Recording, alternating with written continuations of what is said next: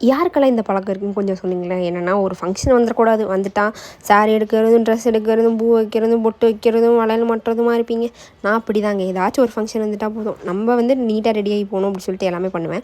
So நான் costume டிசைனாக இருக்கிறனால எனக்கு வந்து பிரச்சனையே கிடையாது. எல்லாமே நானே டிசைன் பண்ணிக்குவேன். இந்த ப்ளவுஸ் கூட நம்ம தான் டிசைன் பண்ணது, என் தங்கச்சி போட்டு ட்ரெஸ் கூட நம்ம தான் டிசைன் பண்ணது. அண்ட் வந்து என்ன ஃபங்க்ஷன் அப்படின்னு பார்த்தீங்கன்னா, எங்கள் பெரியம்மா வீட்டில் ஹவுஸ் வார்மிங். ஸோ வந்துட்டு அம்மாலாம் முன்னாடி போயிட்டாங்க. நானும் என் தங்கச்சி பின்னாடி நாங்கள் வந்து மெதுவாக வரோம் அப்படின்னு சொல்லிட்டு லேடிஸ் ஸ்டார்டுவோ பட அப்படின்னு சொல்லிட்டு நானும் வந்து ஸ்கூட்டி எடுத்துகிட்டு கிளம்பிட்டோம். கிட்டத்தட்ட ஒரு எங்கள் வீட்டிலேருந்து ஒரு 20 கிலோமீட்டர்ஸ் அந்த மாதிரி இருக்கும். ஸ்கூட்டிலே போனோம். எங்களுக்கு நான் பக்கம்னு நினச்சிட்டு நாங்கள் வந்து கிளம்புனோம். பட் ரொம்ப தூரமாக இருந்துச்சு. கூகுள் மேப்பை நம்பினோர் கைவிடப்படார். அந்த ரொம்ப நல்லா செஞ்சு விட்டுருச்சு கூகுள் மேப்பு. எங்கள் ஃபங்க்ஷன் வீட்டை தாண்டி ஒரு 5 கிலோமீட்டர் தள்ளி போயிட்டோம். பார்த்திங்கன்னு வச்சுக்கோங்க, அந்த இடத்துல ஆள் நடமாட்டமே இல்லை. ஆனால் நாங்கள் போயிருந்தோம். சரி எப்படியோ வந்து எங்கள் மாமா வந்து எங்களை கூட்டிகிட்டு வந்துட்டாங்க. அண்ட் வந்துட்டு இதான் வந்து எல்லாத்துக்கும் நாங்கள் இதான் ஃபங்க்ஷனுக்கு வர நேரமா அப்படின்னு சொல்லிட்டு.